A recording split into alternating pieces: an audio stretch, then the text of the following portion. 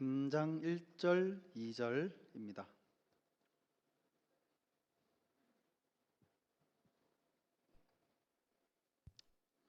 제가 봉독해 드리도록 하겠습니다. 로마서 3장 1절과 2절, 2절입니다. 그런즉 유대인의 나음이 무엇이며 할례의 유익이 무엇이냐?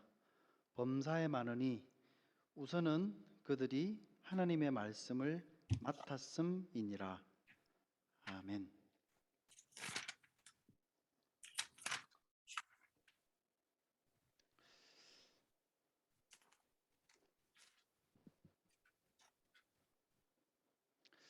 제가 예전에 한국에서 부교육자로 있을 때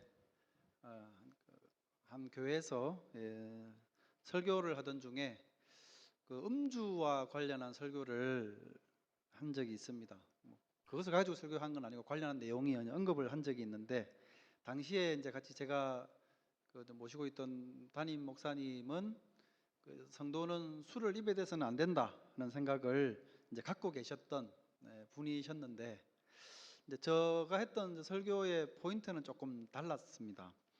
그래서 술을 마셨느냐 안 마셨느냐의 문제보다 이제 그것으로 사람을 판단하는 게 더 나쁜 죄다라는 차원의 내용이었습니다.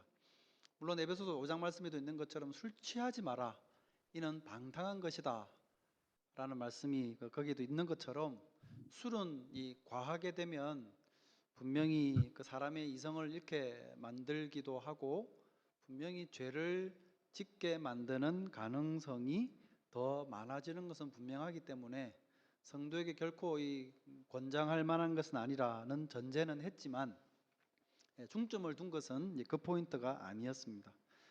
예를 들어서 나는 이제 술을 끊고 안 마시는데 저 사람은 아직도 술을 마시는구나 쯧쯧 한다든지, 아니면 아직도 저 사람은 술을 마시고 안 마시고의 문제에 그걸로 고민하는 수준에 머물러 있는 어린 신앙을 갖고 있구나 라고 판단을 한다든지, 아니면 술을 끊고 술을 안 먹는 사람에게 저 사람은 너무 율법적으로 살아, 예를 들어서 그렇게 판단을 한다든지 하는 방식의 이러한 판단이 정작 마시고 안 마시고의 문제보다 더 나쁜 죄라는 차원이었습니다. 설교가 끝나고 목사님께서, 정확하게는 저한테 말씀하신 건 아닌데 다른 사람한테, 그래서 술을 마시라는 거야 말라는 거야 라고 이렇게 이제 이야기를 하셨다는 이야기를 나중에 듣게 됐습니다. 제가 이제 설교 중에 마셔도 된다거나 안 마셔야 된다거나 등등의 이제 이런 식으로 이제 답을 내려서 제가 말을 하지 않았기 때문에 어떻게 보면 당연히 나올 수 있는 질문이기는 하지만, 사실 그런 반응은 제가 의도했던 것과는 어떻게 보면 절반 정도만 맞는 것이다 하는 생각을 했습니다.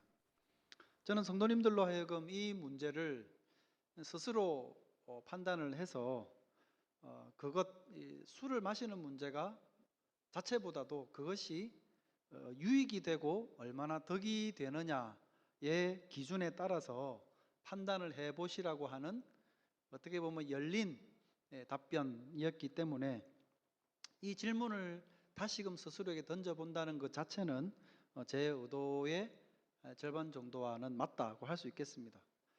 하지만 반대로 마시느냐 안 마시느냐의 문제보다도 더 본질적인 부분에 있어서 질문을 던져봐야 된다는 취지였었는데, 그걸 듣고도 결국은 그래서 마시란 말이야 말란 말이야 라는 질문을 다시 던진다고 한다면, 어쩌면 그 부분에만, 그것을 듣고자 하는 데만 관심을 둔다는 차원에서는 제가 의도한 것과 조금 벗어났다라고 이렇게 이야기를 할 수도 있겠습니다.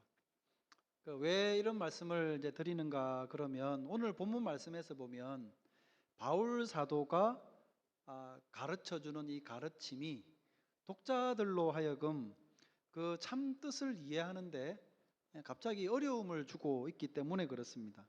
왜냐하면 바울 사도가 앞에서 2장까지 내용에서 쭉 가르쳐 오던 그 가르침의 흐름에서 뭔가 좀 벗어나는 것 같은 이야기를 오늘 본문이 해주고 있기 때문에, 그럼 지금까지 들어왔고 이해를 하려던 것을 이렇게 이해를 해야 돼? 아님 저렇게 이해를 해야 돼? 라는 그런 질문이 생길 수 있기 때문에 그렇습니다. 그것을 오늘 여러분과 함께 나눠보려고 그럽니다. 지난주까지 2장 말씀에서 우리는 바울 사도가 유대인들이 갖고 있었던 율법과 할례에 대한 어떤 잘못된 특권 의식을 바울 사도의 말을 통해서 우리가 지적을 했었습니다. 그것이 구원을 얻는 문제에 있어서 이방인들과 비교를 할 때 결코 나은 점이 없다는 것을 나누면서 함께 생각을 했었습니다.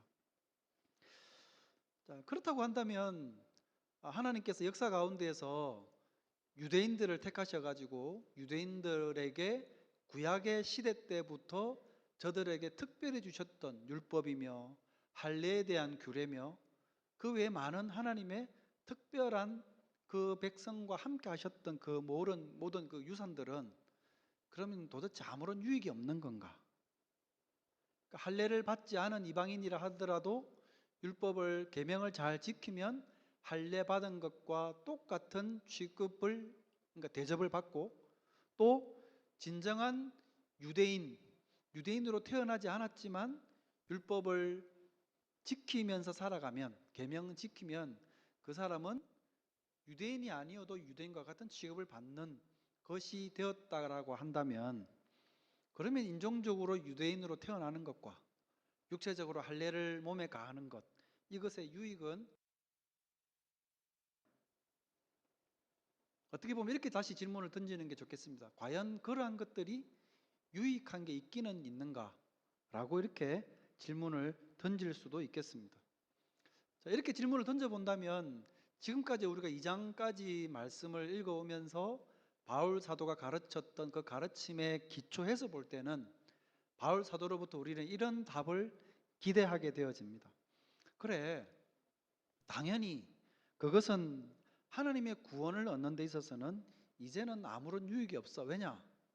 율법, 할례 이런 것들이 아니라 우리는 예수님을 믿는 믿음을 통해서 구원을 얻는 것이니까 라고 말할 것으로 당연히 흐름상 예측이 되어집니다. 근데 조금 전에 우리가 읽었던 1절과 2절 말씀을 가만히 보시면 그 대답이 갑자기 우리의 생각을 좀 복잡하게 만듭니다. 1절과 2절을 다시 보시면 그런즉 유대인의 나음이 무엇이며 할례의 유익이 무엇이냐 범사에 많으니 우선은 그들이 하나님의 말씀을 맡았음이라고 그랬습니다.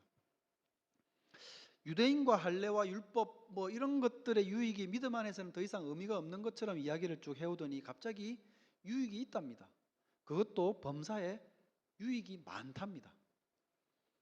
그러니까 이 말씀 때문에 지금 어느 정도 들으면서 이해가 되어져 오던 생각들이 갑자기 혼란스러워져 버리게 되었습니다. 찰스 도드라고 하는 이 학자도 20세기 학자인데요. 그도 보면 바울 사도가 끌고 왔던 지금까지의 이 설명들이 이 지점에서 갑자기 그 논리를 따라가고 이해하기 어렵게 만들어 버렸다라고 그렇게 이야기를 하기도 했습니다. 그러니까 차라리 이 단락이 없으면 오히려 바울 사도가 가르치고자 하는 논리가 더욱더 명쾌하게 우리에게 전달될 것이었다라고 말을 하기도 했습니다. 과연 그렇다면 바울 사도는 오늘 본문에서 이 말씀하고 있는 이 가르침을 통해서 그가 말하고자 했던 이 포인트는 무엇이었을까? 바울 사도의 설명을 우리가 함께 들어봤으면 좋겠습니다. 그는 우선 유대인으로서의 유익이 많다고 그랬습니다. 그러면서 그 유익의 내용이 뭔가에 대해서는 한 가지를 꼽고 있는데요.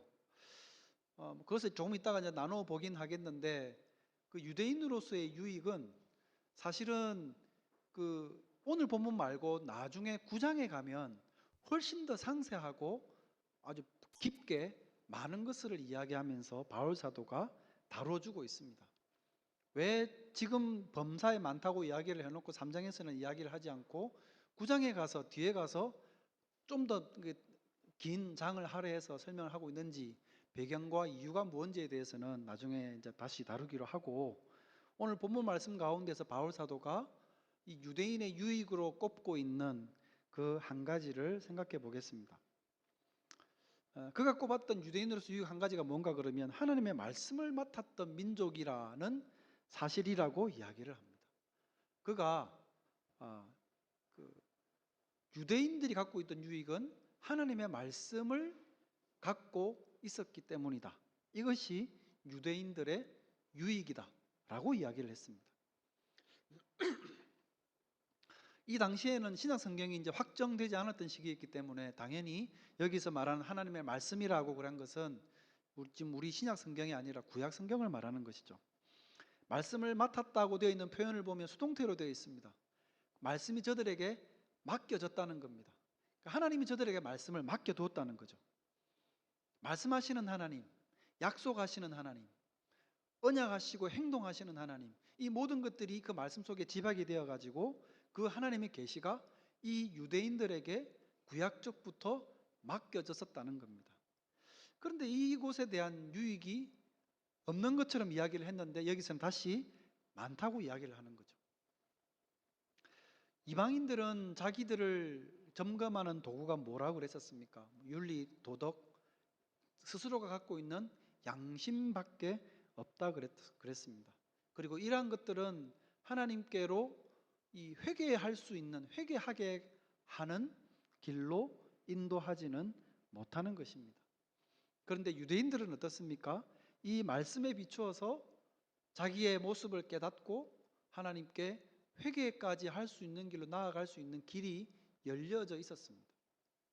또한 이 말씀을 통해서 유대인들은 결코 사람이 자기의 의로 구원을 얻을 수 없는 존재들이구나 라고 하는 것을 말씀을 통해 깨달을 수 있었습니다. 그러니까 많은 사람들 가운데 특별히 이 이스라엘 백성들이라고 하는 독특한 이 민족에게 이것을 먼저 맡겨놓고 그것을 알게 하시는 그 하나님의 그 경륜들을 생각을 해볼 때 당연히 그 사람들에게는 유익이다라고 이렇게 이야기를 할 수 있겠습니다. 백성들이 가야 될 길이 뭔지 그 말씀이 제시를 해주고 있으니까 그것을 다른 사람보다 먼저 알게 됐다는 것은 분명히 유익 아니겠습니까? 저는 여기서 조금 더 나아가서 그 말씀을 맡았다라고 본문에서 바울 사도가 이야기를 했는데 그러면 말씀을 맡았다는 것의 그 유익이 뭘까를 조금 더 생각을 해봤습니다. 그것이 유익인 이유는 다른 특권과는 달리 이 효력이 구약시대뿐 아니라 그 이후의 세대 오늘날까지도 그 효력이 계속 지속된다는 차원에서 저는 유익이라고 생각을 합니다. 저는 두 가지 의미에서 그렇다고 생각합니다. 하나는 하나님의 말씀은 유일하게 구약시대 때부터 신약시대에 이르기까지 그 가치를 동일하게 지니고 있는 것입니다. 지난주도 말씀을 드린 것처럼 할례, 안식일을 지키는 것 또는 율법 이런 것들은 더 이상 신앙인들에게 행해지지 않는 것들입니다. 율법과 할례, 물론 오늘 본문 1절에서도 보면 그 유익이 있다고 말을 하기는 했지만 이런 것들이 신약 시대로 오면서는 더 이상 행해지지 않고 복음 안에서는 어떤 의미가 되었는지 지난 시간에 함께 생각을 했었습니다. 유대인들조차도 그리스도인이 된 이후에는 안식일을 지키는 것이 아니라 주일을 지키는 것 아니죠. 주일날 모여서 예배를 드렸습니다. 근데 하나님의 말씀은 신약 시대가 되어도 그 효력이 없어진 것이 아니라 여전히 이어지고 있다라는 겁니다. 구약 성경은 신약 성경을 더 풍성하게 이해하도록 만들어줍니다.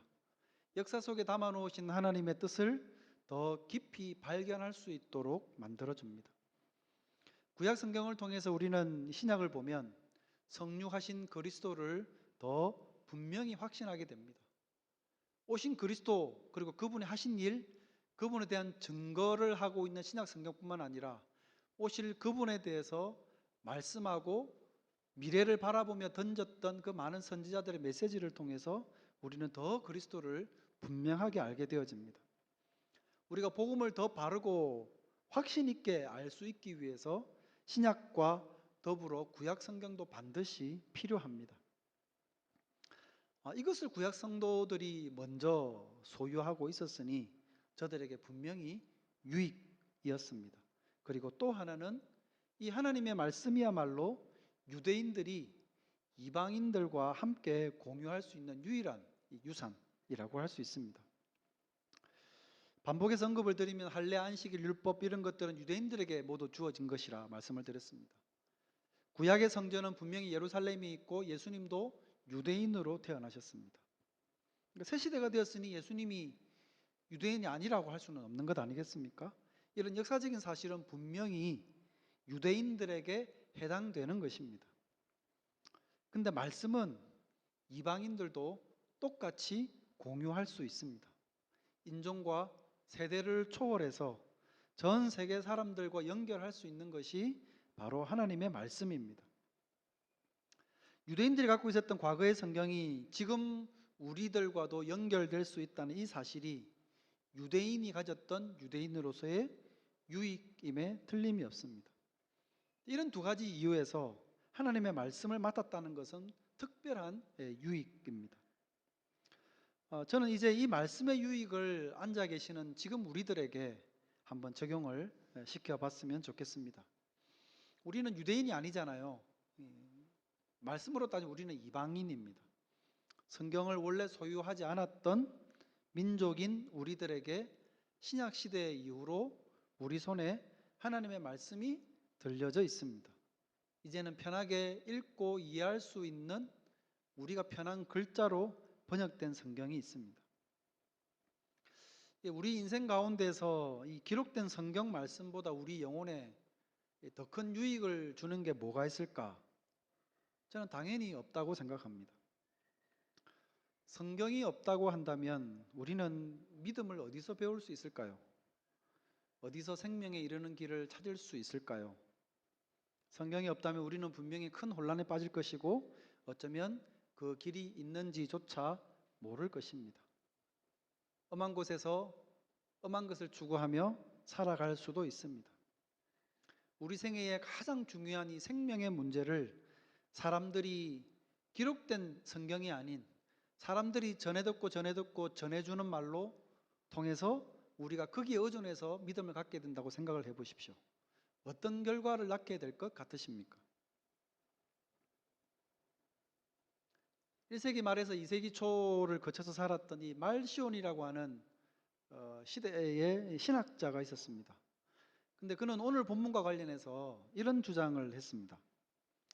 그는 유대인들의 구약적인 배경을 모두 무시했습니다. 마치 1장, 2장에서 바울 사도가 이야기한 것과 같은, 물론 거기서 조금 더 나가긴 했지만 어쨌든 그런 투의 구약의 모든 유대인들의 유산은 더 이상 아무런 의미가 없고 이제는 가질 필요도 없다라고 주장을 했던 사람입니다. 거기서 그는 좀 더 나아간 주장을 합니다. 신약 성경과 구약 성경은 단절되었고 연결되는 것이 아무것도 없다. 심지어는 구약에 있는 하나님과 신약에서 말씀하는 하나님도 같은 분일 수 없다라고 이야기까지 했습니다. 왜냐하면 구약 성경에 나와 있는 하나님을 보면 정말 무섭잖아요. 말씀을 하셨는데 어기면 당장 심판을 하시고 징계를 주시고 수천 수만의 사람을 벌로 멸하기도 하시고, 근데 신약에서 기록하는 성경은 너무나도 사랑이 많고 은혜가 많고 오래 기다리시는 그런 자비로운 하나님으로 묘사가 되어 있습니다. 그래서 구약의 하나님과 신약의 하나님은 같지 않다라는 주장까지 했습니다. 그러면서 자기 스스로를 바울 사도의 후계자라고 자처했습니다. 조금 전에 말씀을 우리가 봤듯이 바울 사도는 유대인의 나음과 할례의 유익이 분명히 있다고 오늘 본문에서 이야기를 했습니다. 근데 말시오는 그런 모든 구약적인 배경을 무시하려 했습니다. 생각해 보십시오. 바울 사도의 후계자라는 것을 자처하는 사람이 정작 바울 사도가 가르쳤던 것과 다른 것을 가르치는 이런 가르침을 줄 때 그 가르침의 옳고 그름을 판단할 수 있는 성경 기록된 말씀이 없다고 한다면 어떻게 되겠습니까? 당시도 그의 주장을 따르는 많은 사람들이 있었듯이 만약에 기록된 성경이 없다고 한다면 그를 추종하는 사람들이 분명히 생겨났을 겁니다. 절대 바른 믿음을 그를 따른다면 가질 수 없지 않았겠습니까? 다행히 말시온이라고 하는 사람은 이 기록된 성경 말씀에 기초해서 그는 교회를 통해 이단으로 정죄되게 되었습니다. 오늘날 같은 성경을 우리 손에 들고 있음에도 불구하고 이 성경 하나를 가지고 그 많은 이단들이 지금 나타나고 있는데, 기록된 성경이 없는 상황에서 진리를 우리가 찾아가려 한다면 무슨 일이 일어날지 우리 생각만 해도 너무나 끔찍합니다. 우리가 유일하고 참되신 하나님의 형상을 따라 지음을 받았고 그분을 영화롭게 하고 영원히 즐겁게 하기 위해서 지음을 받았다는 사실을 우리는 성경이 없다면 알 길이 없습니다.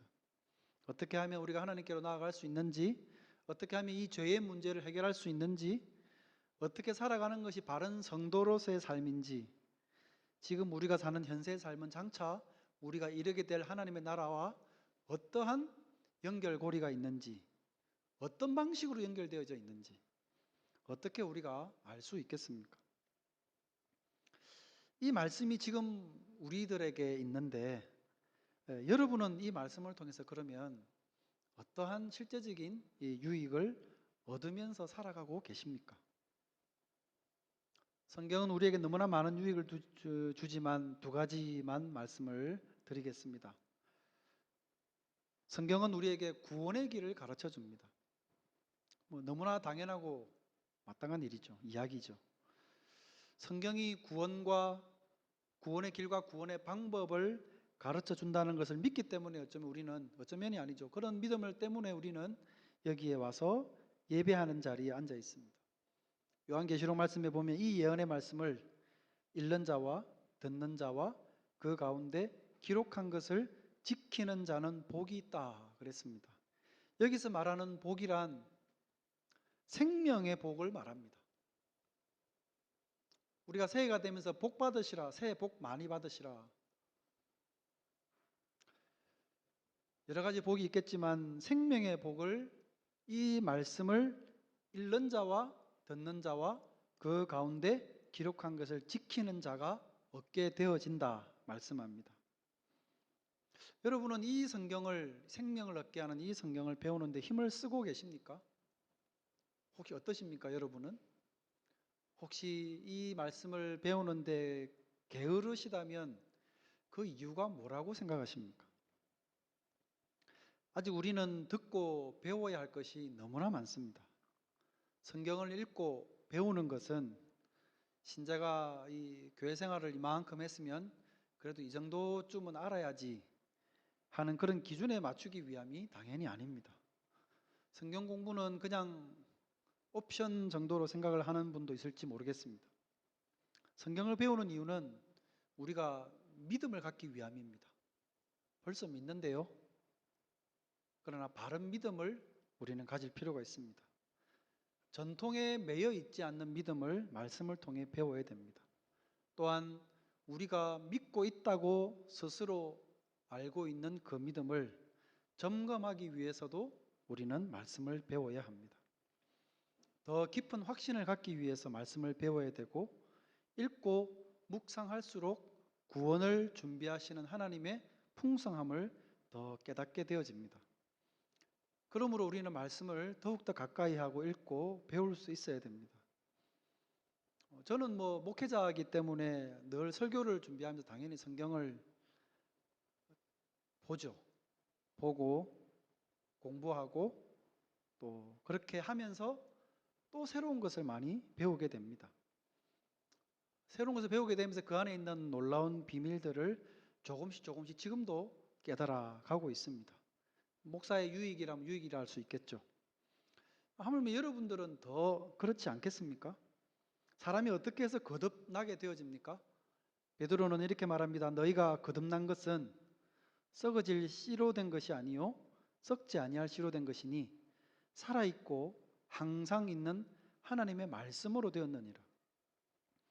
그러므로 모든 육체는 풀과 같고 그의 모든 영광은 풀의 꽃과 같으니 풀은 마르고 꽃은 떨어지되 오직 주님의 말씀은 세세토록 있도다 하였으니 너희에게 전한 복음이 곧 이 말씀이다 라고 전했습니다. 하나님께서 사람을 구원하실 때 사용하시는 방법이 바로 이 말씀을 통해서입니다. 말씀을 읽고 듣고 깨닫고 따라 살아가고 다시 누군가에 그것을 들려줌으로 그 사람에게 생명이 일어나게 되어집니다. 아직도 우리가 알아가고 깨달아가야 될 구원의 비밀이 여러분 너무나 많습니다.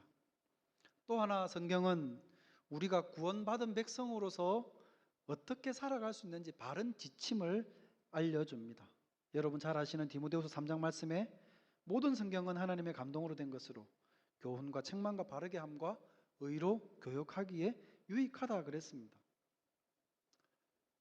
우리 현재의 삶이 장차 가게 될 하나님의 나라와 아까도 말씀을 드린 것처럼 단절된 게 아니라는 것을 여러분이 잘 알고 계시다고 한다면 우리는 성경 말씀에 귀를 기울여야 됩니다. 무엇을 가르치는지 말씀을 듣고 배워야 됩니다. 우리를 향해 책망하시는 그 말씀을 여러분 들어야 됩니다. 그리고 의로운 삶으로 이끄는 그 가르침을 날마다 여러분 배워가야 됩니다. 여러분 삶의 변화가 언제 일어나는지 한번 생각해 보십시오. 여러분에게 나름의 다 변화된 이 경험들이 있으실 겁니다. 예수님을 믿고 또 구원의 확신을 갖고 결단을 하고 그러했던 경험들이 있으실 겁니다. 그 물론 한 번으로 끝나는 것이 아니죠. 신앙생활을 해나가면서 계속해서 우리는 깨닫게 되고 또다시 하나님 앞에 무릎을 꿇게 되는 그런 시간들이 있습니다. 언제 그런 시간들이 오게 되었던지 한번 생각해 보시기를 바랍니다. 모르던 것을 그냥 알게 된다고 그런 깨달음이 오는 것이 아닙니다. 들어 이미 알고 있던 것을 어느 순간 우리의 마음이 그 말씀에 부딪히게 되면서 큰 깨달음이 일어나게 되고 내 안에서 변화가 생겨나게 됩니다. 회개하라 하는 말씀을 우리는 그리스도인이 모르는 사람이 누가 있겠습니까? 그러나 진정한 회개는 우리의 마음이 하나님의 말씀에 부딪히게 되어질 때 일어나게 되는 것 아니겠습니까? 전 세계에서 일어났던 많은 부흥운동들을 한번 돌아보십시오. 영국 같은 경우에는 웨일즈 부흥운동도 있고 캐직 부흥운동도 있고 한국에서 과거에 일어났던 평양 대부흥운동도 있고 무디의 부흥운동도 있고 이 요한 웨슬레이의 부흥운동도 있고 그 부흥운동들이 일어났던 그 패턴들을 여러분 가만히 보십시오. 거기서 말씀을 듣던 성도들이 정말 저 새로운 건데 새로운 걸 들어서 깨달음을 얻게 된 것이 아닙니다. 익히 들어 알고 있던 것, 알지만 흘려왔던 것들을 어느 순간 말씀을 듣게 되어지면서 그것이 우리 중심에 터치가 되는 거죠. 그러면서 하나님 앞에 무릎을 꿇고 내가 다시금 변화된 삶을 살겠습니다라고 고백을 하게 되는 게 부흥의 시발점이 되는 겁니다. 하나님의 말씀은 늘 우리에게 그런 식으로 작용을 하게 되어집니다. 말씀을 배운다는 것은, 읽는다는 것은 그냥 알던 것을 복습한다거나 그냥 혹시 몰랐던 것을 읽으면서 더 하나 둘 배워간다는 차원이 아닙니다. 여러분 바울 사도가 아테네에 가서 복음을 전했을 때 어땠습니까? 아덴 사람들이 이 철학을 좋아하는 사람들 아니었습니까? 바울이 전하는 걸 가만히 들어보니까 이 들어보지 못했던 이 소리거든요. 듣다 보니 새롭고 좋아요. 그래서 바울을 끌어다가 아레오파고까지 다시 데리고 가서 초청해가지고 야 당신이 가르치던 거 우리가 못 들어보던 건데 다시 한번 좀 알려줘라 해가지고 거기서 이 사람들이 모여가지고 새로운 신문물이라고 새로운 지식이라고 모여서 들었습니다. 잘 아시지 않습니까? 아덴에서는 복음의 열매가 별로 없었습니다. 새로운 것을 그냥 들어보자고 앉아서 듣는 사람들, 그런 사람들에게 복음이 들려지는 게 아니라 말씀을 듣고 그것을 마음으로 중심으로 받아들이고 깨우치고자 하는 사람들에게 말씀의 역사가 일어나는 거였습니다. 우리가 말씀을 읽어야 되고 배워야 되고 들어야 되고 공부를 해야 되는 이유가 거기에 있습니다. 모르는 것도 물론 배워야 되지만 들은 것들을 다시 계속해서 우리가 들음으로 인해서 우리는 하나님의 말씀에 마음과의 부딪힘을 일으켜야 된다는 겁니다. 반복해서 들음으로 새로운 깨달음이 우리 안에서 일어나게 되어집니다. 그러므로 지금 우리가 가지고 있는 이 하나님의 말씀의 유익을 여러분 놓치지 마시기를 바랍니다. 유대인들은 말씀을 구약적부터 소유하고 있었지만 실패했지 않습니까? 그 유익을 자신의 것으로 만드는데 실패를 했습니다. 우리도 다른 사람들보다 먼저 하나님의 말씀을 가지고 있습니다. 아직도 믿지 않는 많은 사람들보다 우리는 먼저 말씀을 들었고 가지고 있습니다. 이것을 과거의 유대인들이 걸어갔던 것처럼 그런 잘못된 길로 가서는 안 되겠습니다. 유대인에게 유익이라고 했던 이 하나님의 말씀, 그러나 정작 그 유익을 얻는 데는 실패하고 말았던 대부분의 유대인들, 지금 우리들에게도 이 말씀이 주어져 있습니다. 유익이 되게 할 수도 있고 또 유대인들처럼 유익이 되지 못하게 그 걸음을 걸어갈 수도 있습니다. 우리 각 개인 한 사람 한 사람들이 어떻게 결단하고 선택하느냐에 따라 달려 있습니다. 여러분, 말씀의 유익을 여러분의 것으로 취하시는 은혜가 있기를 바랍니다. 말씀을 읽고 듣고 묵상하고 배우는데 힘을 쓰시기 바랍니다. 이것이 우리가 믿음을 더 갖는 길이고 더 분명한 확신을 갖는 길이고 하나님을 더 깊이 알아가는 길입니다. 그런 은혜 가운데 거하시는 우리 성도님들이 되시기를 주님의 이름으로 축원드립니다. 기도하겠습니다. 걸어가신 하나님 아버지, 은혜를 감사합니다. 유대인들이 오래전부터 하나님으로부터 받았던 하나님의 말씀, 늘 음송하고 가르친 자리에 있다 생각했으나 스스로를 가르치지 못하고 유익을 얻지 못했던 유대인들, 그들이 걸어갔던 길을 보면서 반면교사로 삼을 수 있도록 은혜 베풀어 주시옵소서. 믿고 말씀을 우리가 들고 있지만 이 말씀이 우리로 믿음이 나게 하고 더욱더 바른 신앙인의 삶을 살아가도록 가르치게 하게 하여 주시옵소서. 말씀을 가까이 하게 하시고 듣게 하시고 배우게 하시고 묵상하게 하시고 말씀을 좇아 행함으로 하나님이 이 땅에서 우리의 생명 주신 이 삶을 살아가는 동안 깊은 믿음까지 이룰 수 있도록 은혜 베풀어 주시옵소서. 거룩하신 구주 예수님의 이름으로 기도드립니다. 아멘. 찬송가